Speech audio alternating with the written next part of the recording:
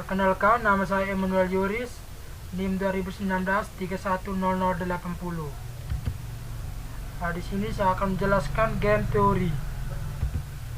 Yang pertama, ketentuan-ketentuan dasar dalam teori permainan. Yang pertama, anggapan yang digunakan adalah bahwa suatu strategi tidak dapat dirusak oleh pesaing atau faktor lain. Yang kedua, suatu strategi dikatakan dominan bila setiap payoff yang berhubungan dalam suatu strategi alternatif. Contoh dalam permainan di atas, untuk perusahaan A, strategi harga S1 didominasi oleh S2. Ketentuan-ketentuan dasar dalam teori pemain. Yang pertama, suatu strategi optimal adalah rangkaian kegiatan atau rencana yang menyeluruh yang menyebabkan seorang pemain dalam posisi yang paling menguntungkan tanpa memperhatikan kegiatan-kegiatan pesaingnya. Yang kedua, tujuan modal pemain adalah mengidentifikasikan strategi atau rencana optimal untuk setiap pemain.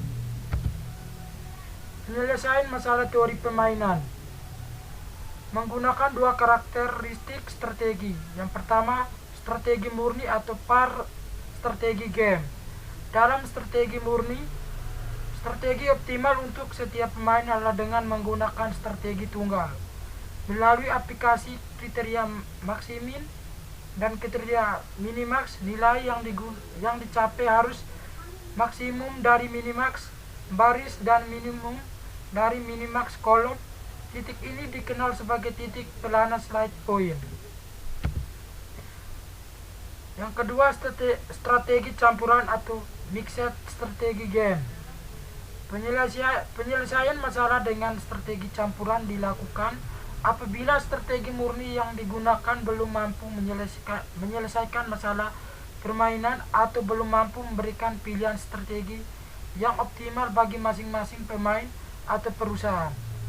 Dalam strategi ini, seorang pemain atau perusahaan akan menggunakan campuran atau lebih dari suatu strategi untuk mendapatkan hasil optimal.